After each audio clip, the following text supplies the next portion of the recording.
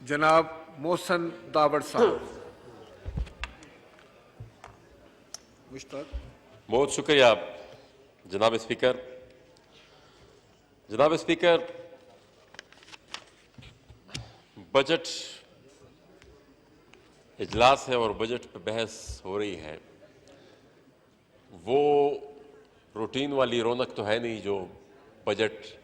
इजलास में हुआ करती थी और जो होनी चाहिए। बहरहाल आपने भी मेरे ख्याल में जमाली साहब तो यहाँ पर आए हुए हैं, उनको हम वेलकम करते हैं और साथ ही साथ हमारे जो बच्चे यहाँ पर हमारे हाउस में मौजूद हैं उसको भी हम एक दफ़ा इन सबको एक दफ़ा फिर वेलकम कहते हैं। और साथ ही साथ जनाब स्पीकर, आपने भी एक दफ़ा फिर मेरे ख्याल में उनको वापस यहाँ पर आने की दावत दी है और मेरे ख्याल में आपका इरादा नहीं है कि आप उनके इस्तीफ़े मंजूर कर रहे हैं, या हमने तो सुना था कि वो हो चुके हैं। एनी हाउ जनाब स्पीकर, बजट जब पास हो रहा था तो मैं एक लफ्ज़ सुना फाइनेंस मिनिस्टर साहब से उनकी बजट स्पीच के दौरान कि हमने इस दफ़ा प्रोग्रेसिव टैक्सेशन की है। अब उस दिन से अब तक मैं थोड़ा समझने की कोशिश कर रहा था कि वो अगर हमें थोड़ा समझाए भी कि वो किस तरह की प्रोग्रेसिव टैक्सेशन है, और उसको उन्होंने डिफाइन नहीं किया। क्योंकि यहाँ पर रूटीन ये चल रही है कि बजाय ये कि हम ये जो बोझ है ये गरीबों से शिफ्ट करके उमरा के ऊपर उसको डालें, हम वही स्ट्रेटजी अपनाते हैं, वही हमारे एक्शन, वही हमारे फैसले होते हैं जिससे सारा का सारा उन बोझ उन्हीं गरीबों पर पड़ता है। ये 2020 की एक रिपोर्ट है यूएनडीपी की, जिसको मैं हमेशा कोट भी करता हूं, और वो बहुत ही ज़्यादा मतलब शॉकिंग है। क्योंकि यहाँ पर जब पेट्रोल की प्राइसेस की डिबेट चल रही थी तो यही बात बार बार तकरार की जा रही थी कि हम इतनी सब्सिडी दे रहे हैं और वो हम अफोर्ड नहीं कर सकते। हालांकि उसी रिपोर्ट के मुताबिक हम सालाना 2660 अरब रुपए की सब्सिडी इसी पाकिस्तान के अंदर दे रहे हैं, और ये सब्सिडी ये कॉरपोरेट सेक्टर में है, ये हाई वर्थ इंडिविजुअल्स को है तकरीबन 368 अरब रुपए वो है, फ्यूडल्स को है 370 अरब रुपए, कॉरपोरेट सेक्टर पे है 724 अरब रुपए, और ये जो मिलिट्री रन बिजनेसेस हैं वो तकरीबन 257 अरब रुपए हैं, और साथ ही साथ और भी एक लंबी लिस्ट है उसकी तकरीबन 2660 अरब रुपए की सालाना सब्सिडी हम दे रहे हैं। अब ये तो इससे पर ना खजाने पे बोझ पड़ता है, इससे पर ना हमारी पीएसडीपी में कटौती वगैरह ये कुछ भी नहीं होता, लेकिन सबसे आसान फार्मूला हमने ढूंढ लिया है कि बस हमने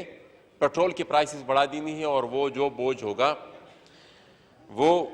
गरीब आवाम पर भी आएगा। अब यहां पर हमारी जो इन्वेस्टमेंट है वो किसी भी सूरत में किसी प्रोडक्टिव सेक्टर में है ही नहीं, और सब्सिडीज हम रियल एस्टेट बिजनेस में देते रहे हैं और जो भी आता है इन्वेस्टमेंट बस सिर्फ उसी सेक्टर में करता है, जिससे ना कोई प्रोडक्टिविटी है, और एक बहुत बड़ा ये जो रियल एस्टेट माफिया है ये बन गया। और अब हम ढूंढने की कोशिश कर रहे थे कि इस बजट में किस तरीके से उन पे कुछ डालने की का फैसला हुआ है या नहीं हुआ। पेट्रोल की प्राइसेस, अभी मौलाना साहब ने भी उस तरफ इशारा किया,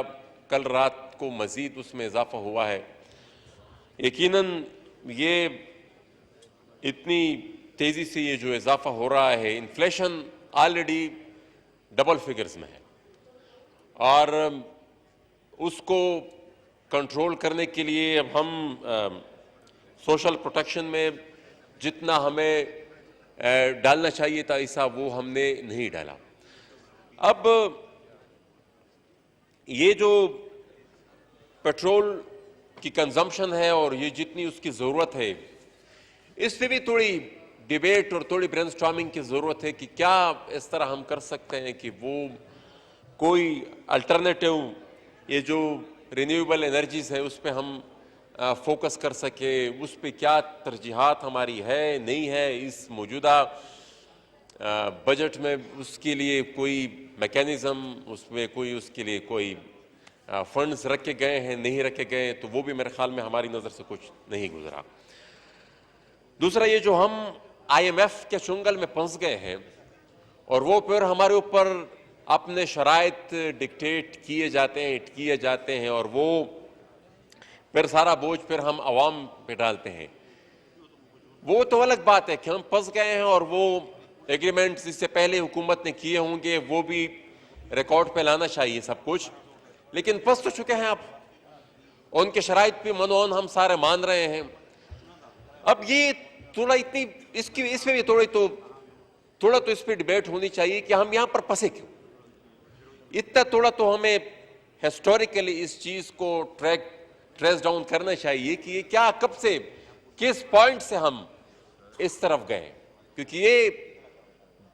यही एक तरीका वारदात को जितने भी यहाँ पर थर्ड वर्ल्ड कंट्रीज हैं उनको कंट्रोल करने के लिए और फिर उनसे अपने मर्जी के जो फैसले हैं वो भी करवाते हैं। जंग लड़ी उन्होंने, उन्हीं कुव्वतों ने यहाँ पर 40 साल, और हमने अपने आप को इस्तेमाल किया उसके लिए,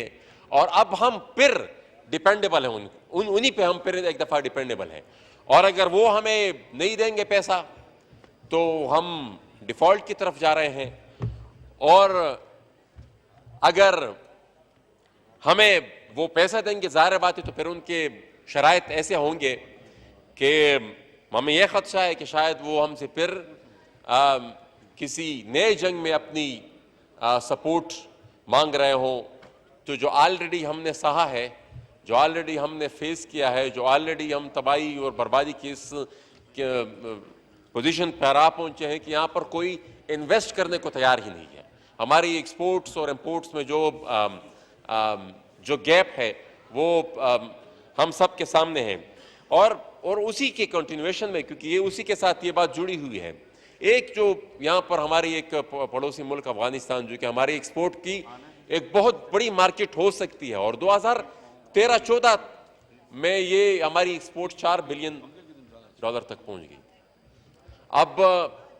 वो चूंकि प्रायोरिटी नहीं रही और हर्डल्स उसमें इतने ज्यादा हैं कि वो 1 बिलियन से भी नीचे आ गई है। तो अब हमारी गुजारिश होगी, फाइनेंस मिनिस्टर साहब से भी आ गए हैं कि ये इस बिजनेस को हम कितना फैसिलिटेट कर सकते हैं, कितना उसमें हम आसानी ला सकते हैं, क्योंकि ये हमारी एक्सपोर्ट्स बढ़ाने के लिए एक बहुत बड़ी अपॉर्चुनिटी है। यहां पर इस मौजूदा PSDP पे थोड़ी बहस कर लेते हैं। जो खुशाइन बात है जिसको मैं अप्रिशिएट भी करता हूं कि काफी अरसा बाद चश्मा राइट बैंक लेफ्ट केनाल के लिए इसमें मौजूदा PSDP में पैसे रखे गए हैं। ये एक बहुत ही देरीना मुतालबा था पुख्तूनख्वा का, और काफ़ी अरसे से हम इस चीज़ का मुतालबा कर रहे थे, और हम मशकूर है प्राइम मिनिस्टर साहब का कि और पूरी कैबिनेट का और फाइनेंस मिनिस्टर साहब का भी, एहसन इकबाल साहब के भी, सबके, कि इन्होंने इस दफ़ा इस PSDP में उसके लिए फंड मुख्तस किए हैं, और ये तकरीबन 8 लाख एकड़ के करीब हमारी जो वो है वो ज़ेर काश्त आ जाएगी। NFC अवार्ड जनाब स्पीकर लास्ट टाइम 2009 या 2009 में हुआ था, और आइन के मुताबिक हर 5 साल बाद हमें NFC अवार्ड करना होता है। अब इस दफा भी ये जो पिछली हुकूमत तो ना कर सकी, ये उनकी नलायकी थी, आप जो भी कह लें, लेकिन अगर हम भी ना कर सके तो जाहिर बात है फिर, और जिस तरह की पॉलिटिकल स्ट्रेंथ को ये मौजूदा हुकूमत एंजॉय कर रही है कि जितनी डाइवर्स सपोर्ट है बलूचिस्तान से भी, पख्तूनख्वा से भी, और फ्रॉम एवरीवेयर, तो मेरे ख्याल में उनके एहसासात और उनके मुतालबात, तो ये उनका बुनियादी तौर पर हमेशा से ये मुतालबा प्रायोरिटी पर रहा है कि NFC अवार्ड होना चाहिए, और इसमें मैं इस दफ़ा इस पे जोर ज़रूर इसलिए देना चाहता हूँ कि हमारा एक्स फाटा को मर्ज तो कर दिया गया 25वीं आईनी तरमीम में। एक तो जो सिफारिशात थी सरताज अजीज साहब के सरबराही में जो कमेटी बनी थी वो उसके अकॉर्डिंगली उस पर अमल नहीं हुआ, और उसने जो सिफारिश की थी उस कमेटी ने कि इतना % ऑफ NFC आपने एक्स फाटा के लिए मुख्तस करना है, वो अभी तक बाय द वे नहीं हो रहा। 2018 से लेकर अब तक मैक्सिमम शेयर जो हमें डेवलपमेंट का मिला है वो 54 बिलियन लास्ट ईयर था, इस दफा भी 50 था, और हमने रिक्वेस्ट की कि उसको 54 बिलियन कर दिया जाए, लेकिन उसमें भी रिलीज पिछले साल 38 अरब से ज्यादा नहीं हुई, और वादा 100 अरब रुपए का किया गया था कि 100 अरब रुपए। हम हर साल ये खैरात नहीं मांग सकते कि हमें आप 30 दे, हमें आप 40 दे, हमें आप 50 दे, हमें आप 60 दे। हमारी गुजारिश है कि हमें NFC अवार्ड में हमारा जो एक्स फाटा का अपना इंडिविजुअल उनका जो अपना शेयर बनता है उसकी अपनी सी अलग सी इवेल्युएशन होनी चाहिए, और जो भी अपडेटेड इंडिकेटर है सेंसस तो अभी होगा, उसके साथ फिर पॉवर्टी के है, और जो भी NFC के जो इंडिकेटर है उसी को बेस बनाकर अगर नया NFC अवार्ड हो तो वंस एंड फॉर ऑल हमारा मसला हल हो जाएगा। हमें हर साल ये फरियाद नहीं करने की कोशिश को जरूरत होगी कि हमें आप इस साल ज्यादा दो और पिछले साल आपने हमें कम दिया था। तो इस साल भी जब ये डिबेट हो रही थी तो 50 बिलियन रखा गया था, जो कि एहसन इकबाल साहब ने वादा किया है कि हम उसको बढ़ाएंगे 54 अरब, क्योंकि लास्ट ईयर भी 54 अरब रुपए था। बावजूद इसके कि पिछले साल की PSDP जो थी वो 900 अरब थी, इस साल चूंकि माशी हालात सबको मालूम है तो वो 800 अरब में उन्होंने 50 बिलियन रखा है। मैं एक रिक्वेस्ट जरूर करूंगा कि उसमें अक्सर हर साल पैसे तो रखे जाते हैं लेकिन उसमें रिलीज बहुत कम होती है। हमारे जो मुझसे पहले मौलाना जमालुद्दीन साहब ने भी तफसीली बात की कि हमारा इलाका वो ऑपरेशन ज़दा इलाका है, उन ऑपरेशन से कामयाबी नाकामी जितनी हुई वो सबके सामने है, मैं उस डिबेट में जाना ही नहीं चाहता। लेकिन यह है कि हमारे पूरे शहर के शहर सपा हस्ती से मिट गए। मिरान शाह और मिरली बाजार पूरा का पूरा सफा हस्ती से मिट गया था, और वो उनको अभी तक कंपेंसेशन नहीं मिली अभी तक। वो और वो जो पेरिफेरीज में जो बाजार थे, जो दताखेल बाजार था, देगान बाजार था, जो ईदक बाजार था, उनको तो अभी उनकी तो कंपेंसेशन की अभी असेसमेंट ही नहीं हुई कि आपका नुकसान कितना हुआ है। तो ये एक गुजारिश ये होगी कि IDPs के लिए PSDP में उनकी जो आबादकारी है, उनके जो नुकसान है, उनके अजाली के लिए कुछ खुसूसी आप इस दफ़ा, क्योंकि इस दफ़ा सिर्फ वो नहीं रखा गया, पिछले 3-4 साल में जब से ज़रब हुआ है उसके बाद से PSDP में अपना उसका हिस्सा होता था, इस दफ़ा वो नहीं रखा गया। मैं मशकूर हूँ प्राइम मिनिस्टर साहब का कि उन्होंने जब ओथ लिया तो पहली मुलाकात जब हुई तो हमने ये रिक्वेस्ट की कि आप शुमाली वज़ीरिस्तान का दौरा करें, और हमारी वहाँ पर बुनियादी सबसे बड़ा मुतालबा जो था वो वहाँ पर शुमाली वज़ीरिस्तान में एक यूनिवर्सिटी का था, और मैं मशकूर हूँ कि उन्होंने वो वहाँ पर ऐलान भी किया और इस दफ़ा PSDP में उसके लिए उन्होंने रकम भी मुख्तस की है। तो मैं उसका बेस पे भी उनका मशकूर हूँ। एक और प्रपोजल, क्योंकि फाइनेंस मिनिस्टर साहब भी यहाँ पर बैठे हुए हैं, और मैंने लास्ट ईयर की जो बजट और फिर उसके बाद जो सप्लीमेंट्री बजट पेश हुआ उसमें भी मैंने फाइनेंस बिल में वो रिक्वेस्ट की थी, अपनी एक अमेंडमेंट डाली, और उसमें रिक्वेस्ट हमारी ये थी कि ज़रब के बाद चूँकि फेंसिंग हो गई और वो बॉर्डर के थ्रू ही सामान, तो हमारा 70% हमारी डिपेंडेबिलिटी हमारी बायलैटरल ट्रेड पे हुआ करती थी अफगानिस्तान के साथ, यहाँ से लोग सामान वहाँ लेके जाते, तो इसमें हमारी तकरीबन 70% हमारी इकोनॉमी इस पे चल रही थी। लेकिन वो जब वहाँ पर आ गए तो उसके बाद तो हमारी इकोनॉमी बिल्कुल स्टॉप हो गई। ऑलरेडी हम जंग ज़दा थे और वो उसको फिर से बिल्ड करने के लिए तो मेरे ख्याल में इस चीज़ की बहुत ज़रूरत है। हम रिक्वेस्ट करेंगे, मैंने पहले भी इनके साथ ये बात डिस्कस की थी, अब भी तफसीलन इस पर बात भी होगी कि हमारा जो कस्टम पॉइंट है वो अगर नॉर्थ वज़ीरिस्तान और अफगानिस्तान से जो बॉर्डर है उससे शिफ्ट करके नॉर्थ वज़ीरिस्तान और बनू के दरमियान जो हदूद है वहाँ पर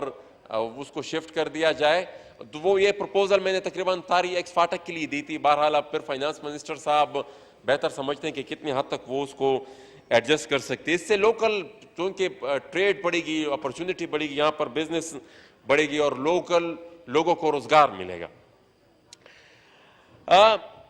एक चीज जनाब स्पीकर, जो कि फरवरी, इसी साल के फरवरी के महीने में पिछले हुकूमत ने की थी, एक लेजिस्लेशन की थी ओगरा से रिलेटेड, और उन्होंने वो जो weighted average cost of gas का जो फार्मूला निकाला था कि जिसमें जो नेचुरल गैस है और RLNG है उनकी जो कीमत है, जो एक $4 फी यूनिट है और दूसरा तकरीबन 28-30 तक पहुंच गया या शायद उससे भी ज्यादा हो, उन दोनों को यकजा करके एक एवरेज कॉस्ट उसकी निकाली थी और वो फिर जो जितने भी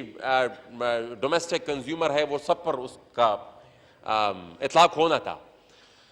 तो ये भी एक गुजारिश होगी कि जब हम सारी उस लेजिस्लेशन को अनडू कर रहे हैं और नेब को भी कर दिया,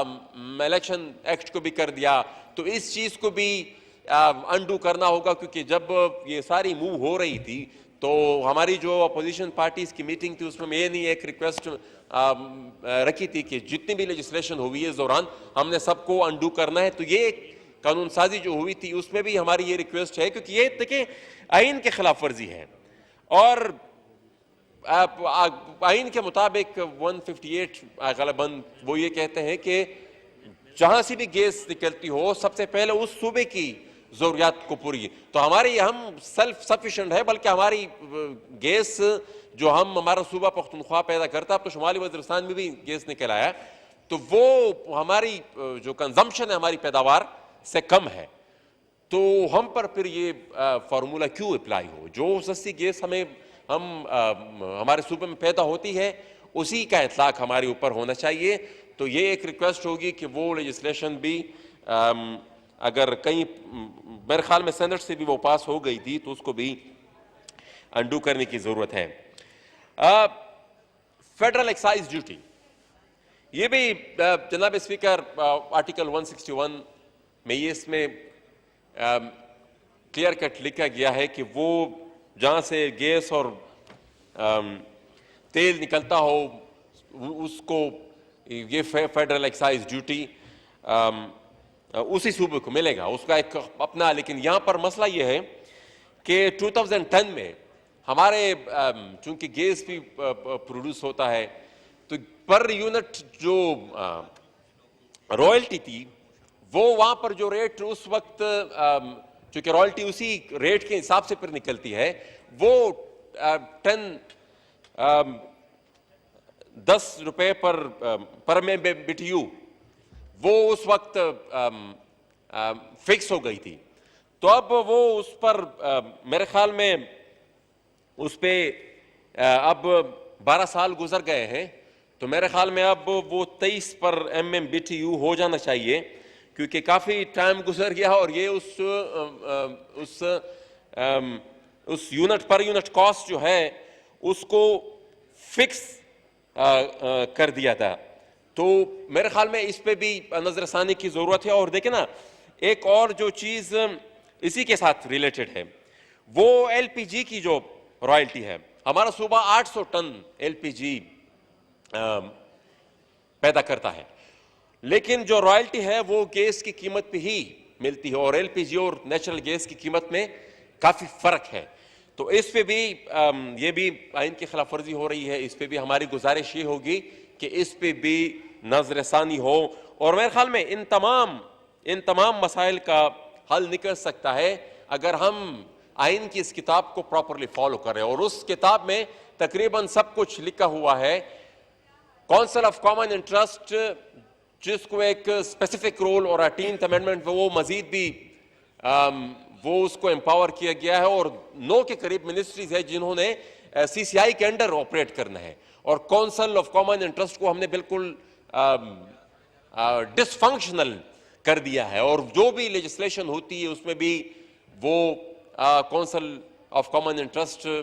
को हम, हालांकि आइन के मुताबिक वो मीटिंग ही नहीं उनकी होती, फैसला साजी तो फिर बाद की बातें हैं, मीटिंग भी उनकी नहीं होती। और ये जितने भी मसाइल हैं, ये चाहे गैस का मसला हो, चाहे ऑयल का मसला हो, उसमें जो सूबे की क्लेम्स है, अच्छा हाइडल पावर में वो जो AGN काजी फार्मूले के तहत हमारे सूबे का शेयर था वो भी हमें नहीं मिलता।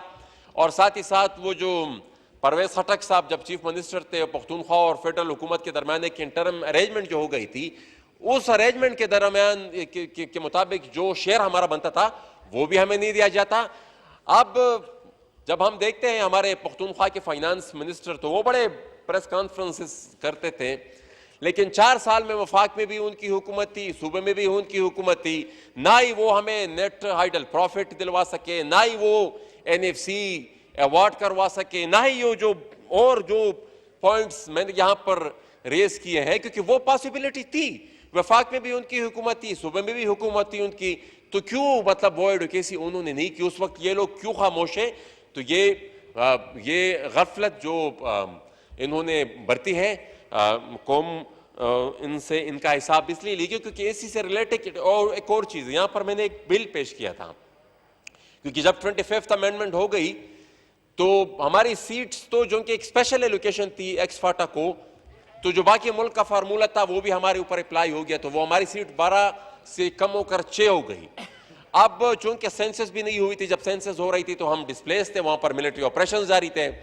फिर उसके बाद हमने ये रिक्वेस्ट की सारी अपोजिशन जमातों से भी मिलकर,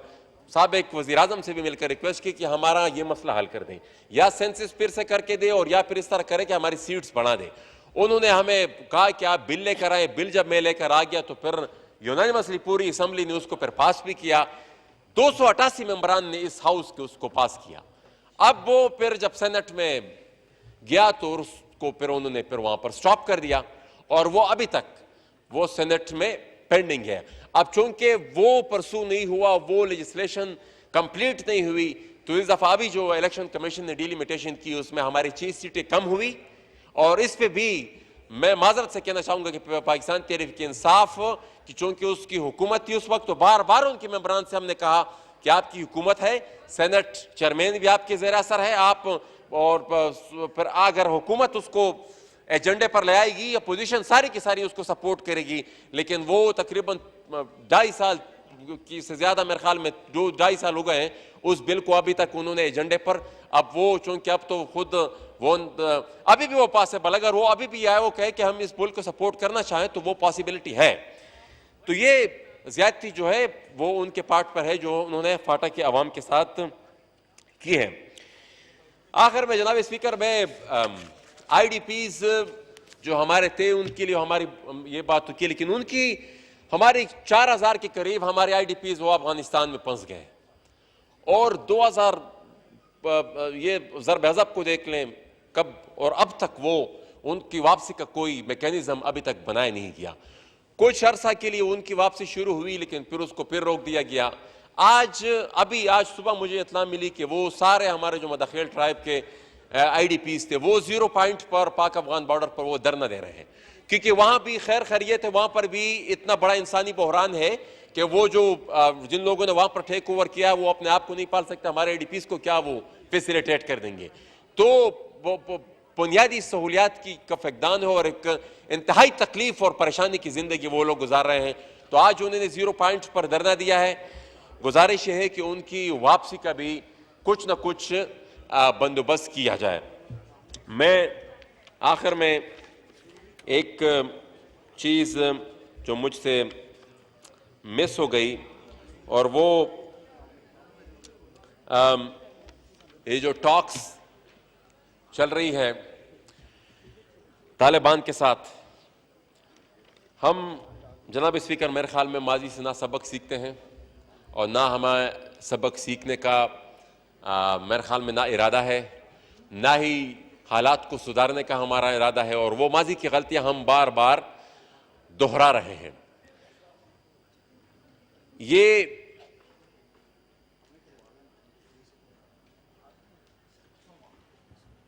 डिप्टी स्पीकर साहब, ये जो डेवलपमेंट हुई है और इस पूरी डेवलपमेंट में जिस तरीके से पार्लियामेंट को बाईपास किया गया है, मेरे ख्याल में इसके नताइज